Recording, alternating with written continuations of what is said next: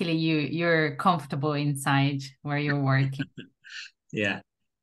So Mm. what about the Lancaster Summer School last week? I think you concluded the summer school last week, right? Yes, yeah, we concluded it. It was 2 weeks ago because last week Oh, we two had weeks ago. Yes. CL, and yeah, it was really good. We had lots of participants from all over the world. So as usual, it's always good to to get to know people from different parts of the world, to share ideas and resources. So it's a very good opportunity to teach people from different contexts and backgrounds, to get ideas from them, to test out different tools. So yeah. And how were the previous sessions of this summer school? Oh, it's good. People seem to enjoy the sessions as well as Yeah. all the speakers. Yeah, so it Yes. went quite smoothly. Yes. And this And session will be smooth, I think. Okay, with you. sorry, I this think this what did session will be smooth. I This hope so. Yes, it should. I was wondering whether you have well, I'm going to ask the audience anyway, but I was wondering whether you have an idea of the type of audience that we have. Is it mainly language teachers, or do we have a mix of people with different background experience, researchers, university? well, we the background of the participants vary. Some Yeah, are language teachers, many are students, some are lecturers. yeah, But this course aim at beginning corpus linguist.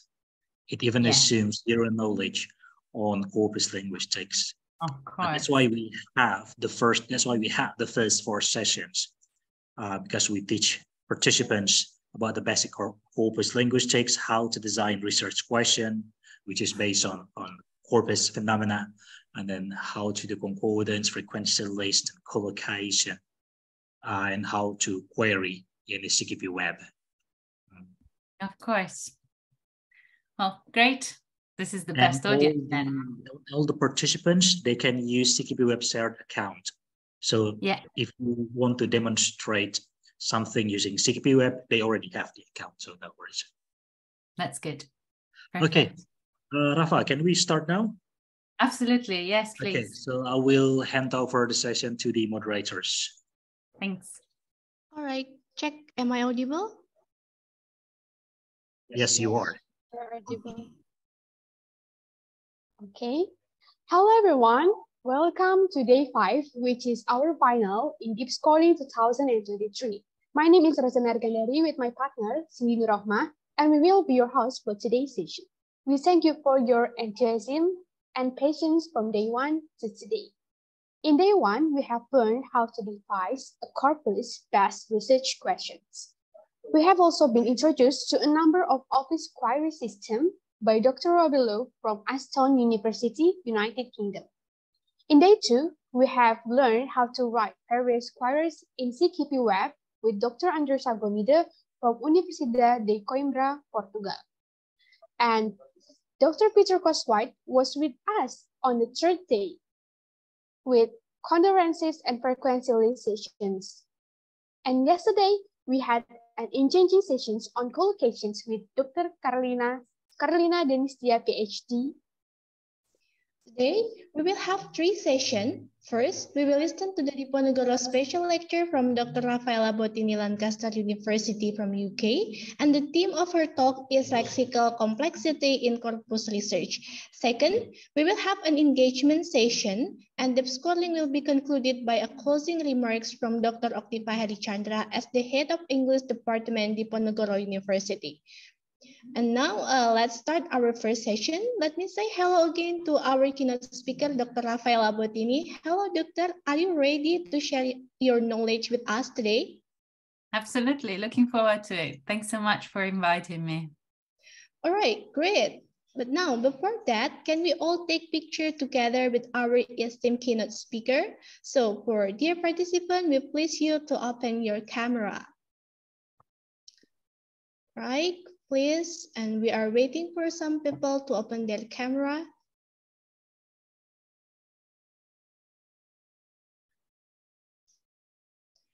All right, I think we can start now. So please give your nice smile, everyone. And let's begin with slide 1. 1, 2, 3. All right, slide 2. 1, 2, 3. All right, thank you, everyone.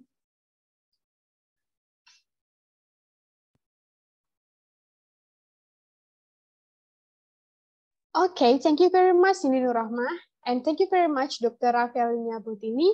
Before I hand over this session to you, allow me to read your CV first. Thanks.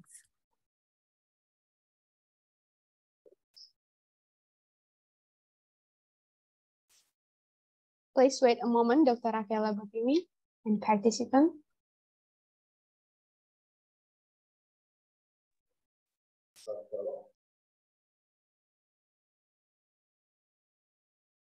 Okay, Dr.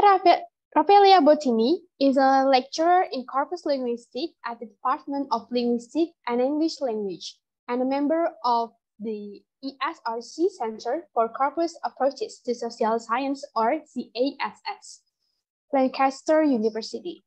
Her research interests include corpus linguistics, teaching, testing, and language teaching. She specialized in application of corpus methods of the analysis of the lexical complexity in Alto English speech to inform language assessment.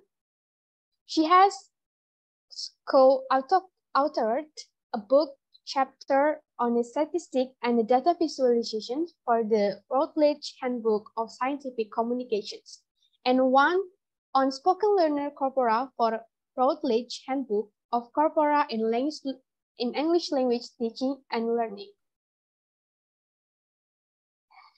If you want to know more about her, you can consult her CV or contact her via emails.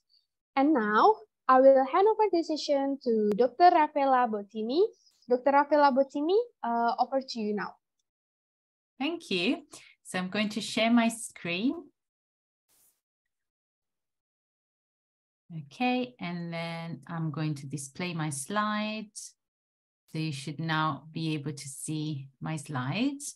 And I have the chat box open as well, so that if you have questions throughout the presentation, I can see your comments, and hopefully I'll see them on time to answer them promptly.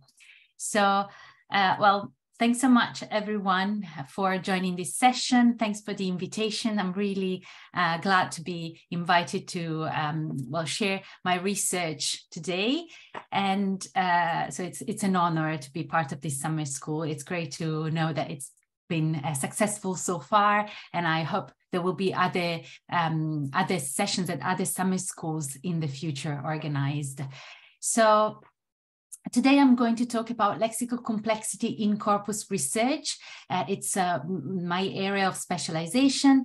I work at Lancaster University as a lecturer in corpus linguistics, and I've also done my PhD at Lancaster University, specializing on lexical complexity. So I've spent quite a few years now in the UK working on this topic and on corpus linguistics methods in general. And I hope the lecture today will be interesting and useful to you. So just to give you an idea of what we're going to talk about. So I'm going to address two questions. What is linguistic complexity?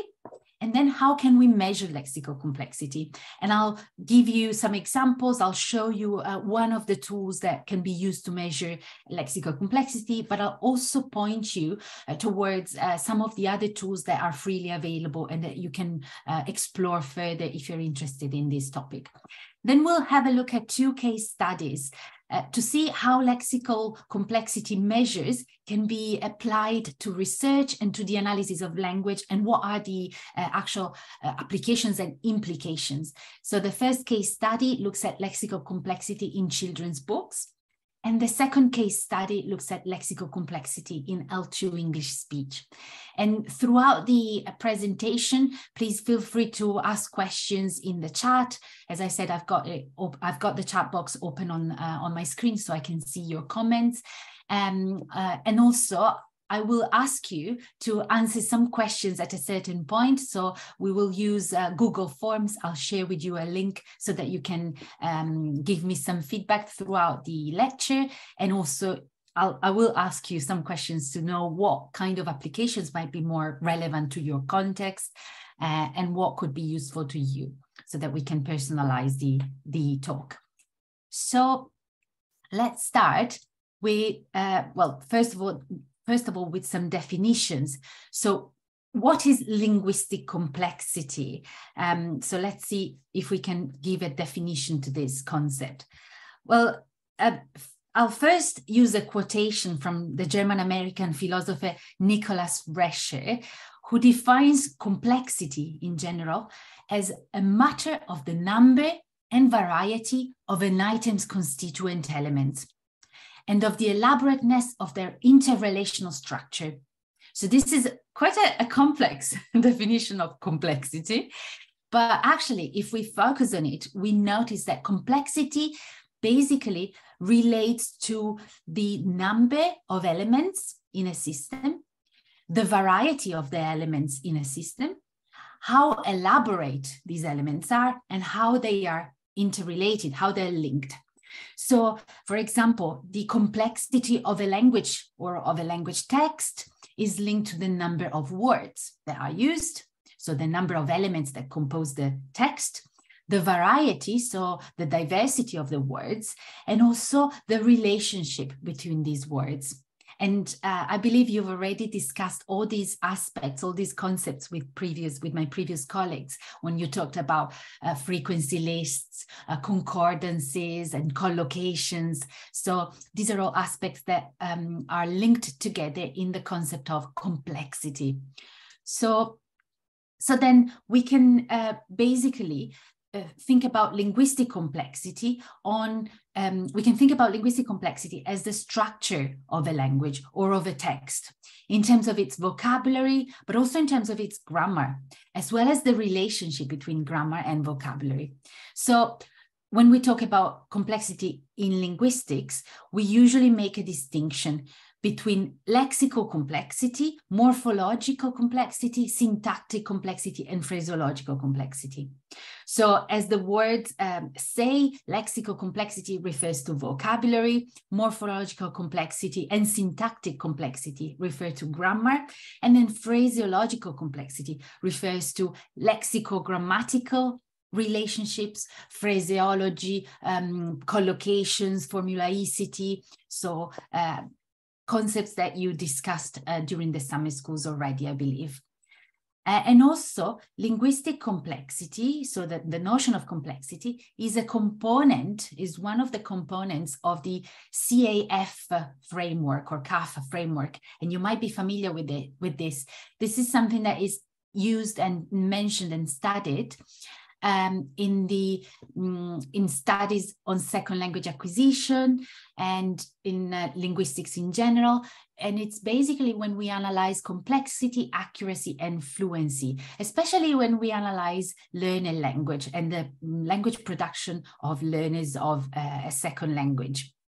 So in this case, today, we basically focus on complexity, but of course, when we analyze the production of a learner of English, we can analyze also the accuracy of their language. So if they make errors or not, and what type of errors, and the fluency of their production. For example, considering pauses, fillers. So these three aspects, complexity, accuracy, and fluency, are often interrelated, and research often looks at the three of them together. But as I said, today we'll focus just on complexity and specifically on lexical complexity. So I can already see a question in the chat box. Thanks so much. So yes, lexical complexity was part of my doctoral research, and still part of my research, my current research now as a lecturer. My dissertation, my thesis, is not currently available because I'm working on publications. So, but I believe towards the end of the year, some of my publications from the thesis will be available. So if you're interested in this topic, please have a look at my webpage, where I usually, I update regularly my publications, or feel free to get in touch with me. So we said that today we're going to focus on lexical complexity. And so let's start with an example. So this is an example from Lytham St. Anne's News. This is a local news company which provides news across the northwest of England, close to Lancaster, where I am based. And this is a post that was taken from the official Facebook profile of this news company. And so this post reads, "Fury from local children as rope bridge is ruthlessly removed from Lowther Gardens Play Park. Oscar, 5, from Lytham, told Lytham St. Anne's News, the rope bridge was the main highlight of my visit to this park.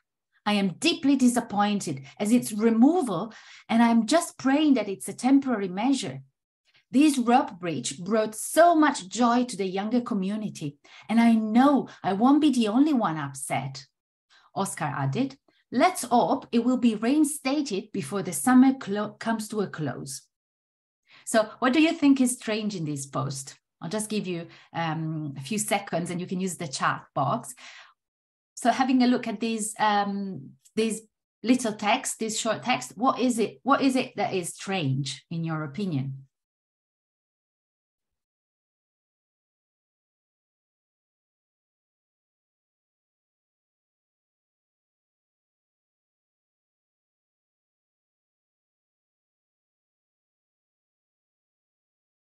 Do we have some comments? Feel free to share your views.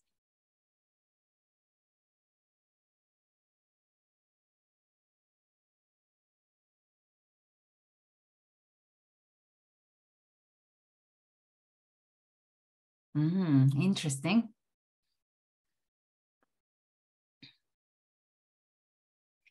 So somebody is mentioning the vocabulary used by Oscar in the quotation marks. So in the direct speech that Oscar produced, somebody said, "This is not true." So it's probably, Oscar probably didn't say these words.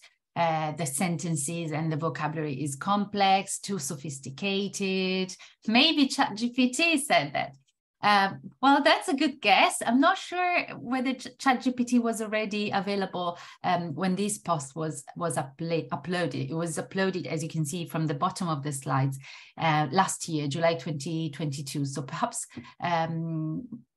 it could be, but definitely it's a bit suspicious, right? So let's see what the here is the actual text. Sorry, so just to have a bit of a larger print in case we want to see it more, but we'll have a look at it again in the next slides.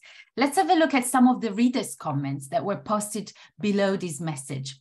So you can see here the readers of this post on Facebook and notice the discrepancy between the child's age, Oscar is 5, and its language.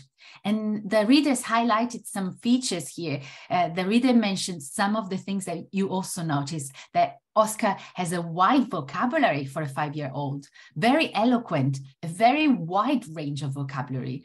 And probably Oscar is going to take a degree next year. And perhaps Oscar is 55, not 5, or so all sorts of comments here. And I think, oh yes, there's even a funny comment that says, it is Oscar Wilde, perhaps, who's a famous English writer.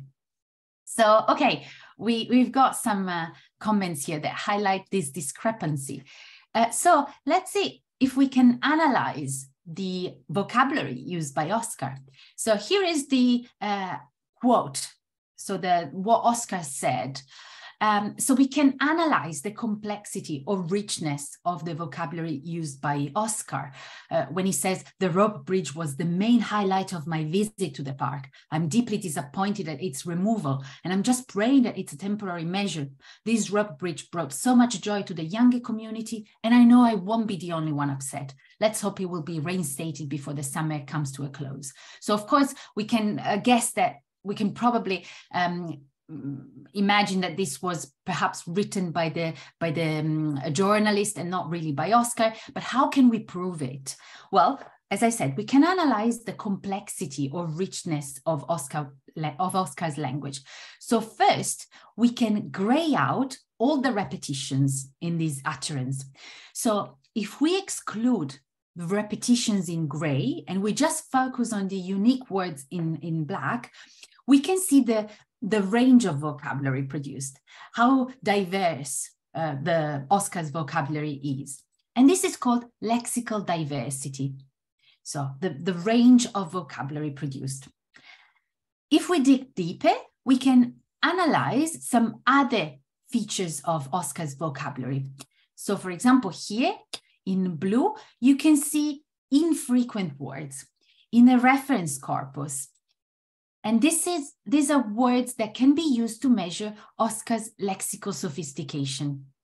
So if we use a reference corpus, for example, in this case, the Spoken BNC 2014, which contains spoken language produced by L1 speakers of English in the UK, we can basically compare the language used by Oscar and the language used by speakers of English as a first language. In this case, we're using the BNC, the British National Corpus. So this large corpus contains language produced in the UK specifically, so in the British context. We can compare the vocabulary and we can highlight in blue the words that are infrequent in the reference corpus. And in this way, we can see how many and what type of infrequent words Oscar uses, so we can measure the sophistication, the lexical sophistication of his language. We can also make a further distinction, and we can actually separate the content words on the left. So these are the lexical and content words, such as nouns, verbs, adjectives, and adverbs, from grammatical words. So function words, words that we use to link our content words. So in this case, on the right, we have articles, auxiliaries, prepositions, and conjunctions. So when we divide the vocabulary into these two groups, we can see the proportion of content words and grammatical words. And this is useful because usually content words are the words that convey the meaning. So they are words that convey the information. And therefore, making this distinction, we can analyze the lexical density of a text, how dense in terms of information the text is. So using this example, we've already introduced three key concepts for studying lexical complexity. So what is lexical complexity? Well, lexical complexity, which is also called lexical richness, refers to a structural dimension of a text. And it refers to the vocabulary features of a text that are determined by linguistic rules, by speakers' choices, language users' choices, and also by the communicative context, whether we are in a more formal or informal context, whether we are producing spoken language, essays, a newspaper article. So the lexical choices are also determined by the text type, by the register and the genre. And lexical complexity is composed of three main parts, so three main dimensions: lexical diversity, sophistication, and density. And we've seen in Oscar's example what it means to analyze the diversity of vocabulary, which is the range of different words, the sophistication of the vocabulary, so the advanced words that, for example, Oscar used, and the density of Oscar's vocabulary, so the proportion between content and function words. So these are the three main components of lexical complexity. And actually, some of the research has also identified subcomponents and subdimensions. So, for example, lexical sophistication, there is a lot of research on lexical sophistication that has highlighted subdimensions. So not just the use of advanced words, but for example, the use of abstract words and unfamiliar words and so on. But I'll say more about this later. So now, based on these 3 dimensions, we can then define a complex text. A complex text is a text where we have a wide variety of vocabulary and the large number of advanced vocabulary. And I'll define advanced in a more specific way later. So when is lexical complexity useful? Why? Well, what are the applications of these measures? Well, we can measure lexical complexity and specifically density, diversity, and sophistication in a wide range of fields and disciplines. So, for example, we can use lexical complexity measures in research on language acquisition, in research on bilingualism, multilingualism, when we want to see the vocabulary production, for example, across different languages and at different proficiency levels. We can use lexical complexity measures in language tests when we examine and when we assess our learners' vocabulary use. We can see, for example, whether they use vocabulary typical of the proficiency level that they are supposed to be at. We can use lexical complexity measures to study different language impairment conditions, or such as aphasia, or for example, the language produced by autistic people or people with different language impairments. We can use lexical complexity to analyze texts in terms of their stylistical features. For example, we can study literary texts, so different examples from literature comparing writers, but also stylistics in terms of current writers, and thinking, for example, about journalists or politicians analyzing their speeches, for example. And finally, we can use lexical complexity for authorship attribution when we want to study and when we want to identify the author of a specific text. For example, in forensic linguistics, which is a type of linguistic research that focuses on language used in legal context, but also to identify perhaps criminal offenders and so on. And these are just some of the examples of applications, and I'm sure that you can also think about possible applications of these measures in your own context. And this list that you can see on this slide is not comprehensive at all, so we can actually add some other examples. And I can see that some of you have already suggested some other applications, which are great. So I can see a comment that suggests applying these measures to detect the originality of texts produced and to compare student texts with texts produced by artificial intelligence, such as ChatGPT. And this is a very good idea. And I'm not aware of any study that has applied these measures in this context yet. So I think this is a very good idea for a future research project, for example. Yes, and then somebody else in the chat has mentioned grammatical complexity measures. Absolutely. So grammatical complexity. So in perhaps you need to give me permission. It says that screen sharing is disabled for me. Right. Wait a moment, please. Thanks.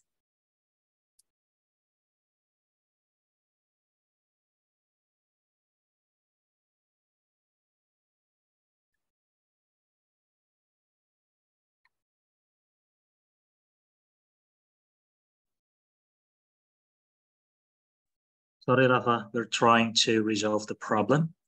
Yeah, no worries. Try again now. I can see, yes, now it works. Perfect. Okay, thanks so much. And so Well, it was actually perfect timing because I had concluded the very first part of the question. So I had just finished answering the first question. So we were just listing all the possible applications of lexical complexity measures, and we introduced the definition. So we introduced the terminology. So now we can see at the methodology, actually, how can we measure lexical complexity? So we had an example, of course, from Oscar's speech, but how can we actually measure lexical complexity, like more specifically, if we have a text produced by our learners, for example? So let's see some of the measures that are in use. So starting with lexical diversity, we defined lexical diversity as the range of different words. So the different, the variety of the vocabulary used. And the most popular measure for lexical diversity is called TTR. You might be familiar with this. TTR stands for type token ratio. So I'm sure my colleagues in previous sessions have given you a definition of type and a definition of token. If you don't remember it, I'll just repeat it for you quickly. So tokens are basically all the words in a text.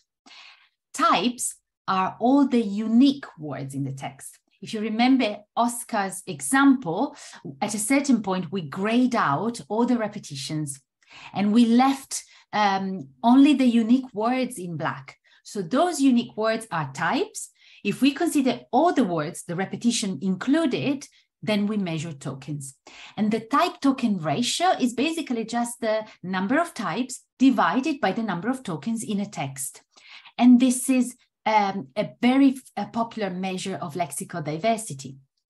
For example, going back to Oscar's speech, we can see here the number of tokens is, the number of types is 59, so the words in black, excluding the repetitions. And then the number of tokens here, including all the repetition, is 67. So then if we measure the ratio, 59 divided by 67, we have 0.88. So we have a number, we can quantify the diversity of the vocabulary of this speaker. And this is useful, for example, if we want to compare two speakers, we can measure the diversity of their vocabulary, and then we can compare the two numbers. The higher the score, the more diverse the vocabulary is. Something that I need to mention here for you to, to raise your awareness on an important issue is that TTR is actually sensitive to text length. So what does this mean? It means that we can use it to compare two texts or more than two texts that have the same length. It is not reliable if we compare a short text with a very long text. In that case, we need to use more sophisticated measures of lexical diversity. For example, MATTR, MTLD. So these are, we don't need to know the mathematical formula behind these two indices, these two measures, but just to make sure that you know the limitations as well. So just remember this if you want to apply lexical diversity measures in the future. And then later on during this presentation, I'll show you, I'll give you some ideas of the tools. I'll show you some of the tools that can measure this automatically for you. As you've seen, TTR can be measured also manually, but there are tools that can be used to measure it automatically, of course. So what about the other dimensions of lexical complexity? Okay. The second dimension was lexical density, and we defined it as the proportion between content and function words. So basically, a text with a higher number of content words is usually defined as a more dense text in terms of the information load. It's a text that includes more information. So how do we measure this? This is a very straightforward calculation. We just measure the number of content words, and we divide it by the number of total words. Remember that for content words, we mean every word that is used to convey meaning. So nouns, verbs, adjectives, and adverbs. So these are the lexical words or the content words that are used. So again, let's go back to our example from Oscar's speech. If you remember, we divided content words on the left and grammatical words on the right. So basically, for measuring lexical density here, we measure the total number of words, 67 tokens, and then just the content words on the left, 27 content words. CW stands for content words. And then we just measure the ratio, 27 divided by 67. And we have 0.40. So again, the higher the score, the more dense the vocabulary is. And you can see here how we can compare again two texts to see which text is more informationally dense, which text conveys more information and therefore is more complex. So this measure is used, for example, in studies in register analysis, for example, together with lexical diversity that we looked at in the previous slide. Lexical diversity and lexical density are typical measures in register studies that compare the type of language that is used across different registers or genres. For example, comparing academic writing with newspaper articles, with spoken conversations, fiction, and so on, to see what is the typical vocabulary that is used across these different genres or registers. So we can see here some questions in the chat. Is there any category level of lexical density? Not really. We don't have let's say, a point of reference for interpreting the numbers. What we usually do is comparing two texts. We compare two texts and we choose usually a second text as a point of reference. For example, in this case, we're measuring Oscar's lexical complexity. We could choose, for example, to compare Oscar's speech with perhaps a text produced by an adult speaker of English, perhaps an L1 speaker of English who is an adult. So we can use comparisons to see what is the level of Oscar's lexical density. And this is what we usually do. But we don't currently have, let's say, a rank of numbers of measures or a threshold. What you can do is basically analyzing, as I said, different registers and comparing them, analyzing the density, for example, of newspaper articles, academic writing, fiction, and conversation, and then compare your text of interest with these genres to see similarities and differences. And then how can you measure lexical density in spoken language? We have a very interesting question. Yeah, well, for spoken language, we basically first record the spoken production, we record a conversation, we record a monologue, and then we need to transcribe it so that we turn the spoken production into a written, a digitalized text on our computer, and then we analyze it in that way. So this is also what we do to design and build spoken corpora. We first record speakers' interactions, then we transcribe them manually, and then we can basically build corpora that represent spoken language, just digitalizing the language that was recorded. And then we have, I think, a final question. Do we have a range of lexical diversity or lexical density measure that suits different levels of proficiency?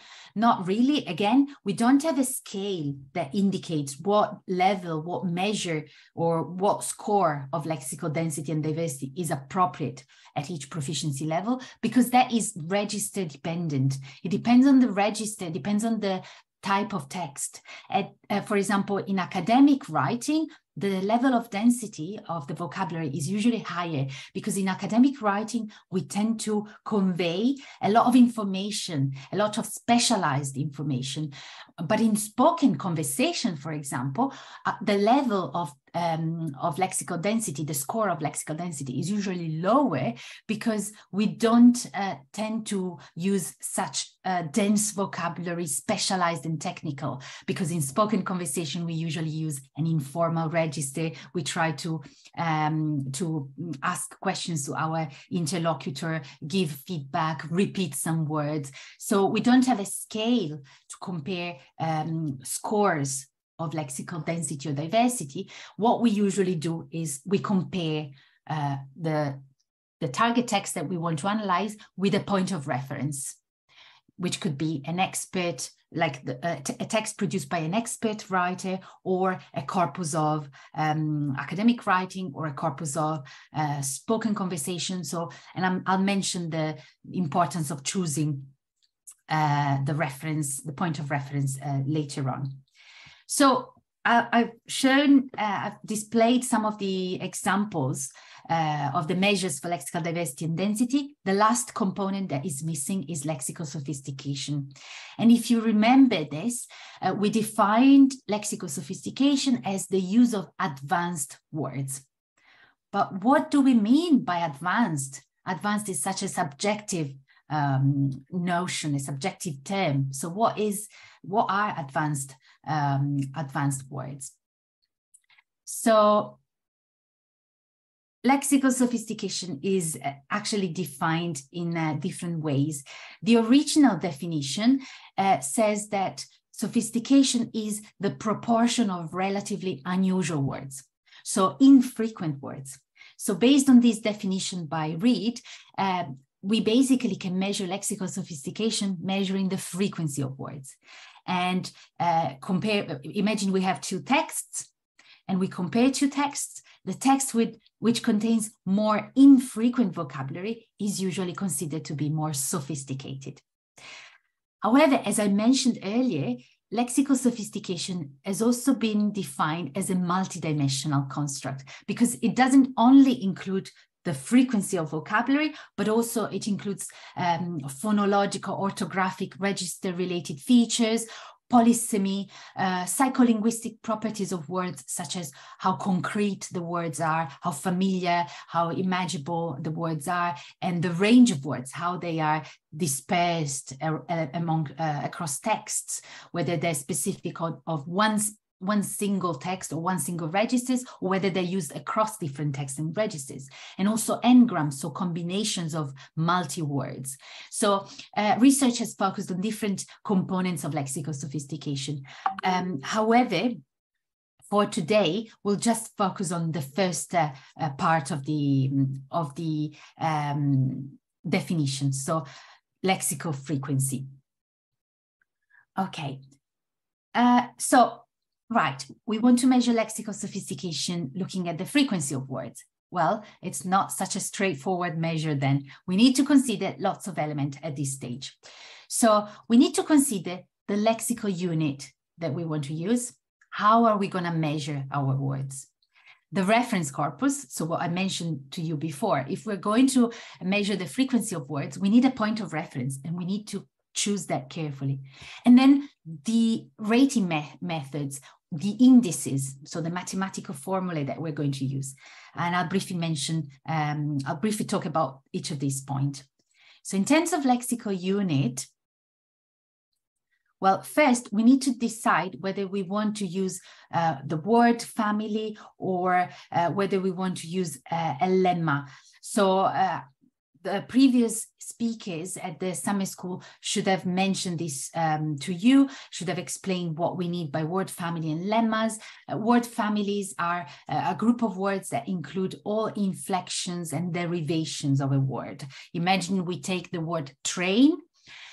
If we consider all the inflections of train as a verb, so train, trains, training, trained, and also all the derivation of trains, so for example, train as a noun, then we're talking about the word family. But if we only focus on one word class, train as a noun, both singular and plural, then we just focus on the lemma train as a noun. So depending on how we measure words, we need to be careful. And recently, the most common unit has been the lemma. So in recent lexical indices and word lists, lemmas have been preferred. Also, we need to be careful about different ways words are identified. So tools, existing tools, measure and count words in different ways. So we always need to be careful when we compare measures across tools. The second point that we need to carefully consider is the choice of the reference corpus.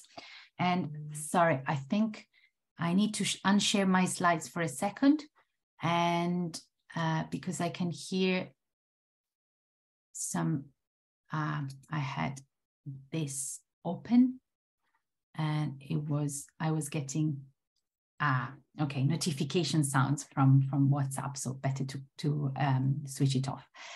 Right, so the second thing we need to consider is the choice of a reference corpus. And here we need to consider the features of the reference corpus. We need to find a reference corpus. We need to select a reference corpus that matches the target text or the target corpus that we want to analyze. Imagine we want to analyze text produced by our learners. And imagine that these texts are spoken texts. So we asked our learners to produce, to discuss a topic, for example, in pairs, or to present a topic in front of their classroom. We basically can record their presentation and we can transcribe it to analyze their vocabulary use.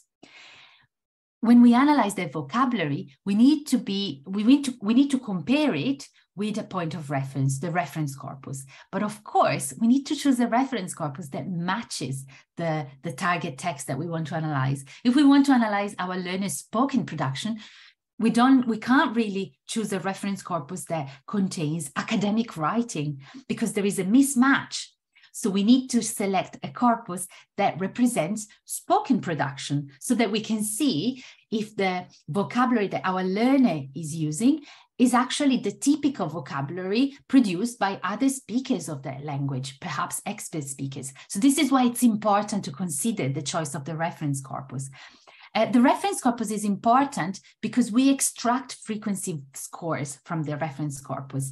And here again, if you are familiar with frequency, you might want to consider whether you want to use only frequency scores or more sophisticated measures, such as average reduced frequency, that also considers how words are distributed in the corpus. For example, there's a difference if a word is very frequent but only used in one text compared to a word that is very frequent but is used across different texts. So it is also dispersed across the corpus. So this is what average reduced frequency means. It also considers the distribution of words. So I'll just stop for a second and see whether we have new questions in the chat. Yes. So we have one question. Does text length affect the measure of density, especially in comparing texts? Yes, it does. There are no studies, to my knowledge, that have looked at the reliability and stability of lexical density scores according to text length. So this is something that could be interesting to be investigated in the future. So very good question. And then, can we use lexical density to measure cognitive, teaching, social elements in academic discourse? If so, how? Again, something very interesting to explore in the future. So as I said, lexical complexity measures have applications in a wide range of disciplines. I don't think there is a lot of research that have looked at the relationship between lexical complexity measures and, let's say, the effectiveness of, teachers' effectiveness in terms of the language that they use, or cognitive load, cognitive difficulty. There are studies that have measured lexical complexity and the relationship with cognitive difficulty or lexical difficulty in second language acquisition, but not so much in the teaching context. So this is a very good point and a very good area to research in the future. And then, how can we compare our corpus to a reference corpus? How can that help our analysis? this is another very good question, and I'll show you an example in a minute so that you can understand how we can use the reference corpus here. So, okay, we've talked about the importance of selecting the lexical unit. So how are we going to count our words? And then the importance of selecting a reference corpus in order to measure lexical sophistication. The third element that we need to pay attention to is the rating methods, because there are different indices that can be used for measuring lexical sophistication. We have band-based indices, for example, and perhaps you might be familiar with this, because these are indices, these are measures of lexical sophistication that compare our target text, our learner corpus, for example, with a reference corpus, and they compare the vocabulary and they output a percentage of words in each frequency band. So basically, they tell us how many words in our learner corpus or in our target text are contained in the first most frequent 1,000 words of the reference corpus, how many words are contained in the second most frequent 1,000 words in the reference corpus, and so on, in each band. Or we can also output a number rather than percentages for each frequency band. We can output a single number that tells us how many words in our target text are actually infrequent in our reference corpus, and specifically how many words are beyond the most frequent 2,000 words in the reference corpus. And you might wonder why 2,000? You might be familiar with Paul Nation's research on high frequency, mid frequency, and low frequency vocabulary. Paul Nation defined a high frequency vocabulary as the first 2,000 words in a word list. So the most frequent 2,000 words in a reference corpus. So this is why we use this point of reference, this threshold. So let's see how these indices work. Going back to Oscar's speech. So Oscar's speech here, we have, we want to measure lexical sophistication using band-based measures. How are we going to do that? Well, we first extract a word list from our reference corpus. For example, the Spoken BNC 2014. So this is a word list that ranks the words in the reference corpus according to how frequently they are used. And we see that in spoken language, in the Spoken BNC 2014, the most frequent, this is a word list based on lemmas. So the most frequent lemma is be. The second most frequent lemma is the pronoun I. And then we have a list of pronouns. So we extract the frequency list, and then we focus on the first 2,000, which have been defined by Nation as high frequency vocabulary. And then we see which words in Oscar's speech are included in that first part of the word list extracted from the reference corpus in the first 2,000, and which words are not included there. So in blue, you can see the words that are not included in the first 2,000 words of the reference corpus. So these are the words that are beyond that threshold and that therefore can be considered infrequent, sophisticated, or advanced. So we can measure lexical sophistication using this type of indices. We can just say Oscar produces 14 infrequent words, or we can even produce a percentage. So this basically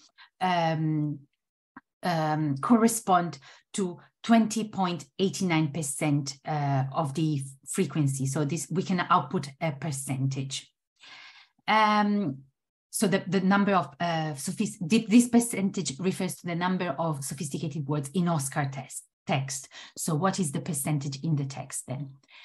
The second type of indices, in addition to band-based, are mean frequency indices. So these scores use a reference corpus to extract a frequency score for each word in Oscar's speech.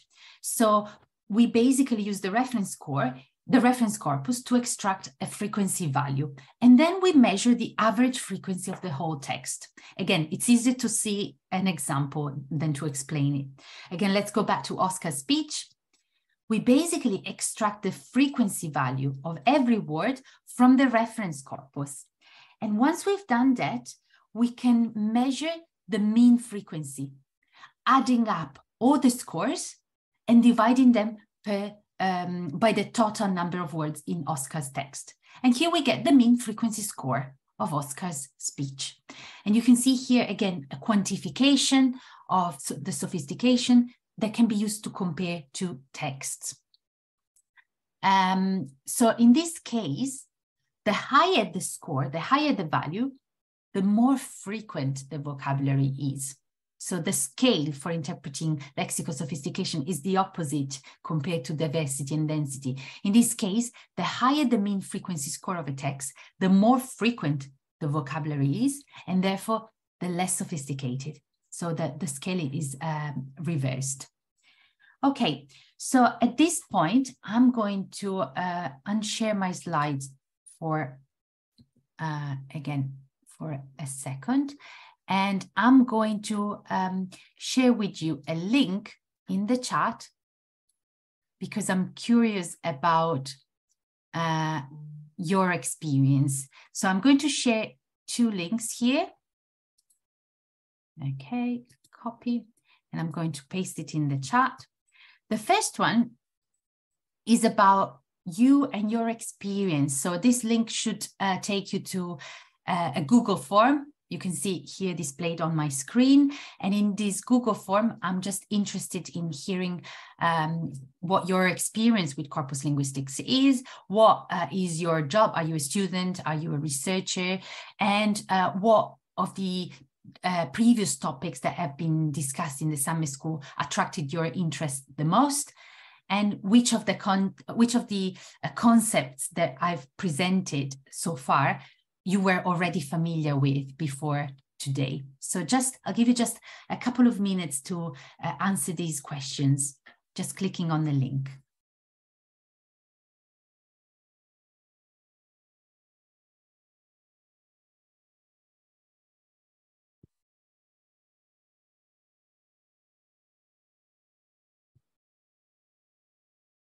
Okay, I can see I already have one response.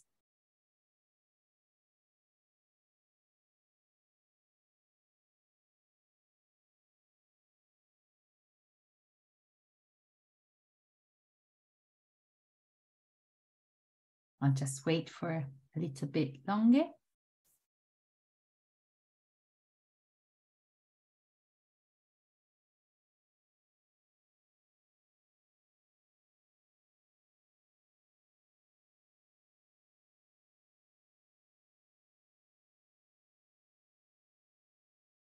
I had included some QR codes in my slides, but I don't know why they're not there anymore. So I'm using, this is why I shared with you the link to the Google form. Okay, so some people might still be answering these questions, but we can already have a look at the results here and see what the results are. Okay, so we have 24 responses so far, and I can see here your experience with corpus linguistics. Well, just a few people, well, so far only one person is an experienced corpus linguist, so familiar with different tools and techniques, perfect. And then in red, we have the majority of you, 23 people, are a bit familiar with some corpus linguistic tools and methods, and they were already familiar with them before the summer school. While few people had never used corpus linguistic methods before the deep schooling summer school. So hopefully the summer school has helped you gain new knowledge and skills that you can use in your context. So it's great to see your background knowledge in corpus linguistics here. And it's great to see that most of you already had some familiarity before the summer school started, because I believe this, although no knowledge was required before the summer school, I'm sure if you're already familiar with some of the tools and the techniques, you can make links with applications and with what you've already experienced in the past. in terms of jobs and your job position, most of you are working in the university context. So you are either a lecturer or professors. Then we have a large number of students, and then language teachers and researchers come next. That's great. So, and we have, yes, some of you specified their occupation. That is perfect. And please keep adding your responses so that I can have a look at this even later on at the end of the session. What about the techniques that you've learned in previous sessions? What is the technique that you think is the most useful for your work or studies? So the majority of you replied that the most useful technique is being able to perform different corpus searches using different corpus queries. Then you've mentioned the creation of frequency lists, and I'm going to talk about this a little bit in the lecture later on. So I'm glad to see that this is a popular reply. And then, then we have, some people have mentioned collocation analysis. Well, concordancing seems to be the least popular, and hopefully you'll, hopefully you'll get familiar with concordancing more and to see its value in the analysis of language use in context, to see the context where a word is used. And then which of the following concepts are you familiar with? And I'm glad to see that 19 people are familiar with lexical complexity and were already familiar with this concept before today's lecture. It seems that diversity and density are more familiar concepts than sophistication. And then the framework of complexity, accuracy, and fluency is a concept that was already familiar to some of you. Frequency bands and Paul Nation's high, mid, and low frequency vocabulary. And somebody asked in the chat for the reference. So this is the name of the person, of the researcher that I mentioned earlier, Paul Nation. And at the end of the slides, if it's not, if the reference is not included in the final slide, I'll give you a specific reference to his some of his work. And then we have lexical frequency providers that are the least familiar concepts. Okay. Thanks so much for your answers. So this is great. It's great to have this overview, and I can see that people are still replying. And okay, so I'm now going to give you a second, yes, I'm now going to give you a second link. And let's see. Oops, I'm going to use the short form. Okay. Let me just see if this was, yes, okay. Or perhaps I'll wait for a few slides before doing the second quiz so that we have a bit of variety. Okay, so I'm going to share my slides again. Perfect. So we've talked about the definition of lexical complexity, and we've mentioned the three main components: diversity, density, and sophistication. We had a look at an example from Oscar, a child who's 5 years old and who actually uses a very advanced and sophisticated vocabulary, apparently, if that was indeed Oscar that was talking. We had a look at his speech, and we had a look at an example of how to analyze the diversity, the density, and the sophistication of his language. We introduced different measures. For diversity, we introduced TTR, the type token ratio. For density, we introduced the measure that calculates the ratio between content and grammatical words. And for sophistication, we looked at different indices that output a percentage of infrequent words in a text, or the total number of infrequent words in a text. And then more advanced indices that actually assign a frequency score to each word in a text and then measure the mean frequency score. So we've talked about all these indices, but how can we practically measure these indices quickly? Imagine we have a large number of texts. We can't really do that in Excel or manually, right? Well, we can use automated tools. And on this slide, you can see, oops, sorry. you can see the most popular tools for measuring lexical complexity. There's a wide variety, so there's a large number of tools, but the most popular ones are Linguistics, which stands for Lancaster Vocabulary Analysis Tool, and Linguistics. And these are two tools that were developed at Lancaster University, so the university where I work. Then we have TAILS for measuring sophistication and TAILED for measuring diversity. Cometrics, that includes a very wide range of measures, not just related to lexical complexity, but also to readability, so measures that are related to the readability of written text as well, and measures that are very common in stylistics as well, in stylistic analysis. And then Antwort Profiler, that is another tool that you can use. So these tools are all freely available. You can search them online. Some are more user-friendly. For example, Linguistics is very user-friendly, and I'm going to demonstrate to you how you can use it. And it's an online platform, so it's available online. Cometrics is also available online and can be accessed freely, and it's a straightforward tool. But however, both Linguistics and Cometrics only allow the analysis of one text at a time. The other tools that you can see on this slide, Linguistics, TAILS, TAILED, and Antwort Profiler, are desktop tools. So it means that you download the software and you install it on your computer. Linguistics produces measures of lexical diversity. TAILED also produces measures of lexical diversity, while TAILS and Antwort Profiler produce measures of lexical sophistication. So you have a wide variety of tools here that you can use for your own analysis.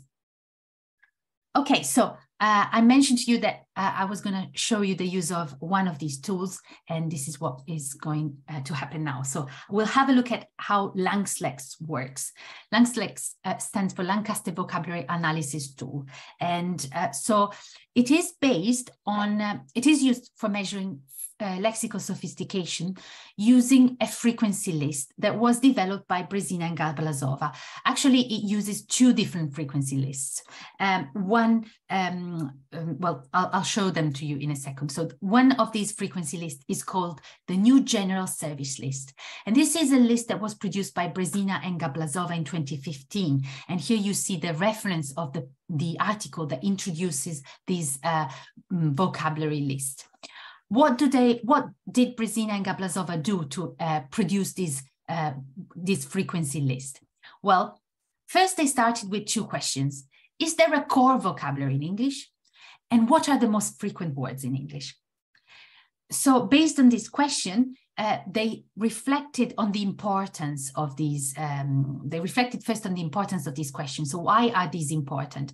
Well, because core vocabulary, as you can see in this table, is usually defined as a small number of words which are highly frequent. And this means that they are applicable to all topics. And they're very useful because approximately 80% of the words of a text of about, let's say, 100 words in total will be part of this core vocabulary. So you can already imagine the usefulness and applicability to the teaching context, for example.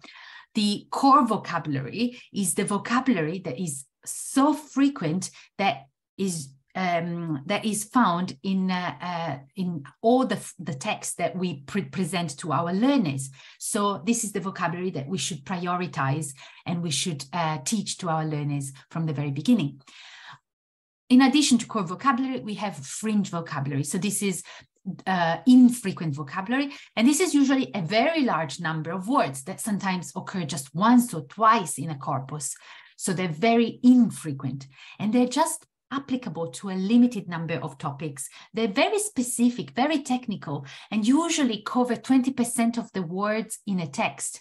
So you can imagine how specific this vocabulary is and applicable to perhaps English for specific purposes. So this is vocabulary that perhaps we want our learners to acquire at advanced levels of proficiency and perhaps independently. without focusing too much in class on these words. So this is why the core vocabulary is important, the one in the middle, in the middle column, because it's although it's a small number of words, these are highly frequent words that can be applicable to all topics.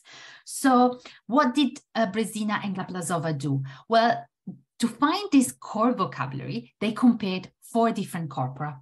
The lob corpus, as you can see in the first column, it includes 15 genres of writing, 1.14 million words. They compare the lob corpus with the BNC, British National Corpus. This is a larger corpus, 100 million words, and it includes both imaginative and informative writing, and also speech, as you can see from the last row. Then they also compared these data with the BE06. This is the British English 2006 corpus. It's a small corpus, 1 million words, but it represents language produced in the 2000. If you look at the second row in this table, you can see that these corpora differ in terms of the time period that they represent. So the lob corpus represents and contains language produced in the 1960s, the BNC in the 1990s, and the BE06 in the 2000s. And then they added an additional corpus that is one of the largest corpus available, which contains billions of words, and that is based on internet language, so documents extracted from online. So they compared these corpora, and what they did was they first extracted the most frequent items in one corpus, in the first corpus, and compared it to the most frequent items of the second corpus. And they saw that the level of similarity, the overlapping, was about 77 to 85% of these items. Then they took the third corpus, they found the overlapping vocabulary, and they noticed that it was about 76% of the whole list of items that was overlapping across the 3 corpora. And finally, they added a 4th corpus, and they again extracted the items that overlapped across the 4 corpora now. So they managed to extract, basically to identify a number of items that were overlapping across these 4 corpora that corresponded to 71% of these items. And I think I perhaps need to decline this. So why did they compare 4 corpora? Well, because they wanted to be sure that the vocabulary that they were extracting for this word list was actually the most frequent vocabulary across a wide range of data sets representing different language. I have a message saying that the administrator panel is requesting remote control of your screen. So I suppose I should approve this. Ignore. Sorry? Someone is trying to request remote access for you, or what are you seeing on your screen? I think it's working fine now. Can you still see the slides? I cannot hear that. No? Can you see the slides?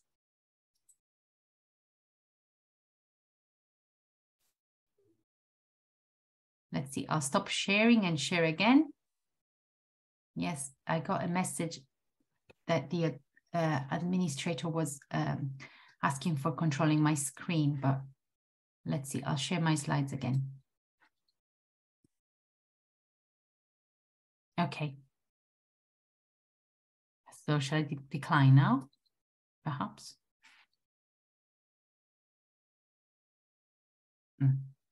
You can just ignore the Rafa. Okay, okay. So carry on. Thank you. No worries. So the final product of this study was a 71% overlap across the 4 lists, the 4 frequency lists that were extracted from these 4 reference corpora. And the overlap produced a final list, the new general service list, which includes 2,496 words or lemmas. And these are words that are that should be applicable to different contexts. So these are the core words that should cover around 80% of words in a text, and that could be particularly useful to teach to our students. And let's see, oops, okay, I haven't checked the chat. Sorry. I can't see the, here you see. If I go on in the chat, actually the slides go on, so.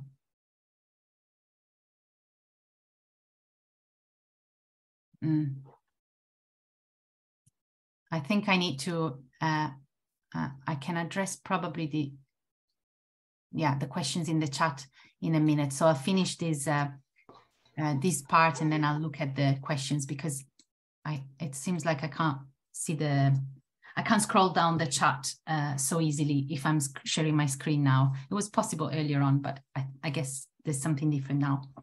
So, right. I will submit the questions for you, Rafa, now, right? Okay, thanks. Well, I'll finish this part and then I'll have a look at the questions. So we said that with this word list, we should cover around 80% of the words in text. And the two authors of this study looked at the coverage of a text. They got a text from a newspaper. And here you can see from a magazine, actually, an online magazine. And they looked at the vocabulary in this text, and they highlighted the vocabulary in red, which is actually contained in the new general service list. And they saw that the new general service list provided coverage for 87% of these texts. And then they wanted to see whether the new general service list provided good coverage of a text that was taken from a different register.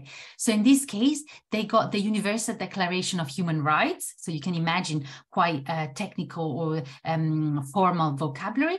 They did the same analysis, and they still got a very high coverage, 83% of the coverage. So basically, they validated the reliability of the general service list to analyze different texts.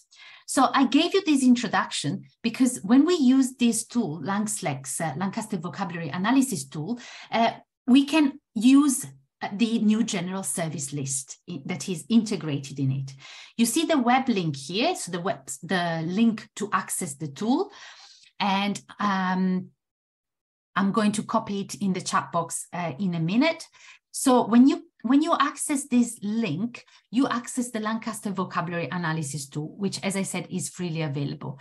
When you get to this web page, you get to a screen which has a text box like this one. So here you can type or copy paste your text in the box, and then you can click on Analyze. So the tool analyzes the vocabulary of the text that you copy in there. And I think somebody has taken control of the screen and is writing on the screen. Let's see. I'll stop sharing.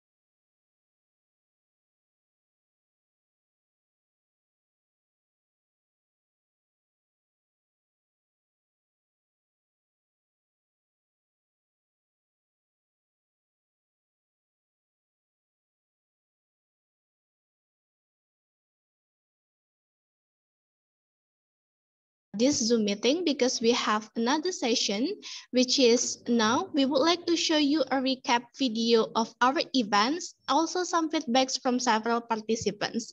And here it is, and happy watching everyone.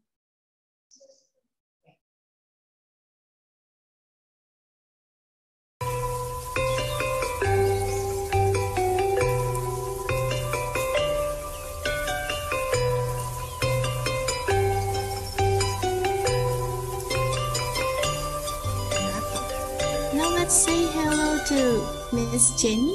Hi, Miss Jenny. Hi, can you hear me? Oh, hi, yeah, it's clear enough. Andresa. Apa kabar? Baik, Andresa. Sudah makan belum? Sudah makan. Sudah makan. So, Dr. Yeah, how are you? Oh, hello, Peter. Hello, how are you? Do you recognize me? Oh, no, I'm actually Sulistian Intias. I'm not Suli. Lecturer in Universitas 11 Maret. Yes, so I'm currently working at Universitas 11 Maret as the English department lecturer. I'm one of the English department lecturers.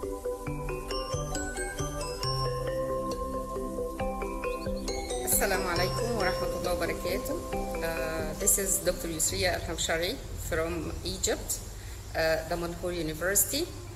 I'm working as an associate professor of linguistics, teaching the freshman English department students. This experience or this course is a very good opportunity for me to practice corpus analysis and to have ideas about how to use tools like Sketch Engine and other tools in corpus linguistics analysis and creation. I would like to thank you very much about this opportunity because it was very insightful and it was very informative for me. This is the first time to practice the analysis with somebody step by step, and thank you very much for having me with you in this experience. And I wish to be with you in future in other chances like this. Thank you very much, and thank you very much again. Thank you. Hi everyone, my name is Austin Kraft. I'm from the United States, and I will be moving to Canada next month to begin my graduate studies in linguistics at McGill University. I first learned about this summer course opportunity because last year I was at Universitas Diponegoro in Semarang for several months, and I've had the opportunity to work with Pak Priyantoro. Through that relationship, I learned about this summer course opportunity. I'm very glad and grateful to have been able to join. I'm interested in learning more about querying corpora and building corpora, especially for languages outside of English, and this course experience has been very motivating and inspiring to hear from the different speakers on various topics, to see examples of real-world application, and to see the enthusiasm from the other participants. I'm very grateful for the opportunity, and I hope more summer courses like this are available in the future. Hello, my name is Anna Smajdor, and my country is Poland. I work as a language teacher for Foreign Languages Center at Silesian University of Technology in Gliwice in the south of Poland. I teach two languages, English and Polish as a foreign language, to engineering students. My interest in corpus linguistics started during the pandemic. I find it very useful for my teaching, in particular as our students come from various departments and our course programs combine teaching general language with a language for specific purposes. At the moment, the range of classroom activities based on my own results of corpora searches is rather narrow. However, I see corpus linguistics as an opportunity for me both to study language and to produce attractive teaching materials. I discovered the Summer School on Corpus Call Facebook group. I would like to express my gratitude for accepting me as a participant. I have learned a lot. Thank you very much for your attention.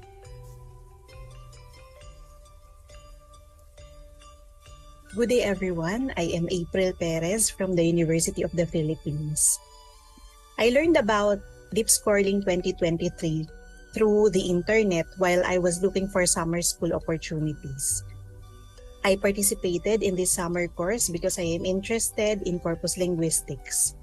The topics discussed were also very informative and are helpful to my field and research topic. During the course, I was able to learn more about the tools that can be used in processing and analyzing corpora and in formulating research questions as well. The sessions were truly engaging. I am very grateful for the organizers and speakers who have made this program possible. Thank you very much and congratulations to all of us. Hello, Assalamualaikum. I'm Salma. I completed my PhD from the School of Language and Cultures, the University of Queensland, Australia.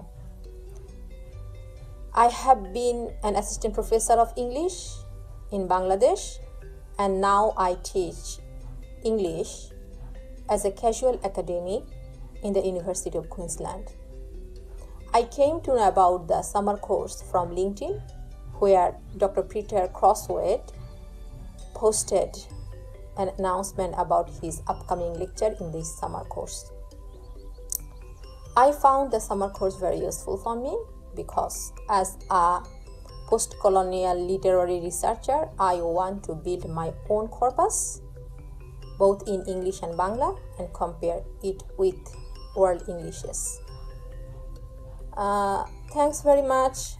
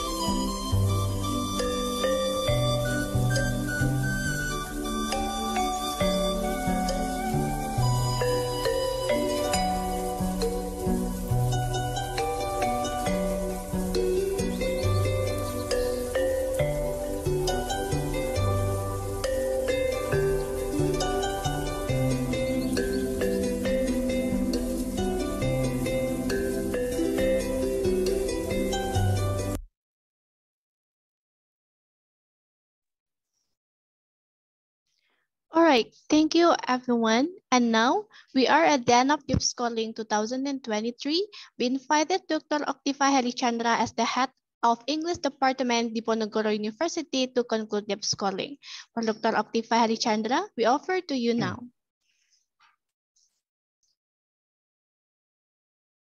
Good afternoon, everyone, and also our today's speaker, Dr. Rafaela Bottini.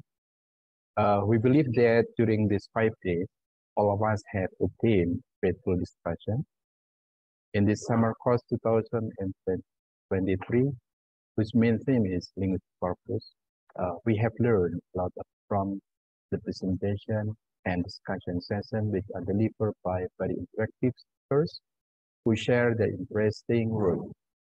We gain knowledge on corpus linguistics and corpus query system by Dr. Robin Lowe, corpus query technique by Andresa Comide, concordance and frequency list by Peter Crossway, collocation by Dr. Carlina Dunia, and the last by lexical complexity in corpus research by Dr. Rafaela.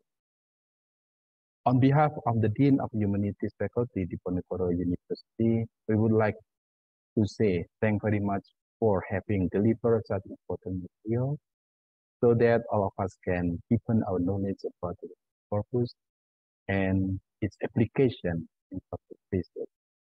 Furthermore, we would like to thank participants who have joined the summer course from all over the world. We sincerely hope that through the presentation and discussion, all of us can contribute to sharing knowledge on the corpus with our colleagues. Even though the contribution may be small, it's still valuable. On this occasion, we also would like to thank the committee for organizing this event so smoothly. Finally, all participants, on behalf of the Dean of Humanities Faculty of Diponegoro University, I officially close the summer course. Thank you very much once again, and we do hope we can meet again in our next summer course. Thank you very much. Thank you, Dr. Otikva, for giving such a warm closing speech that concludes our summer course. We appreciate your enthusiasm and passion during the summer course. See you in Deep Scoring 2024. Bye, everyone. Goodbye, Dr. Aktiva. Goodbye, Sini Rohma. Goodbye, Pak Priyantoro. And goodbye, Miss Tias. Bye-bye. Thank you. Thank you, Thank you, everyone. everyone. Good everyone. Goodbye. Hopefully we can do another tips calling next.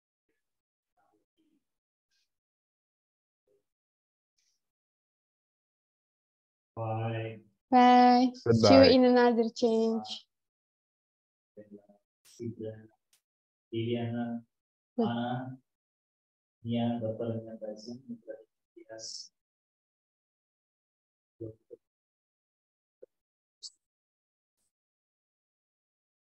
For me.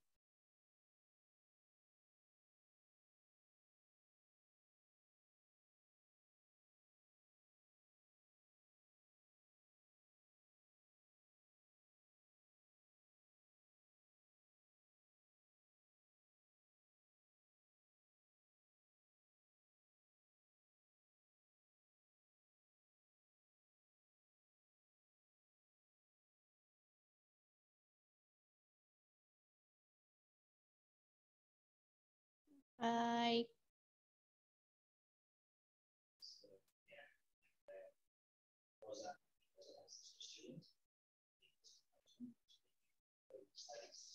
Yeah, sure. Was often, but she's one of the backbone of this schooling. Yes, can you say something? Hello, everyone. Thank you for joining this summer course. I'll see you again next year, I guess. Thank you. Hopefully. Okay, thank you very much.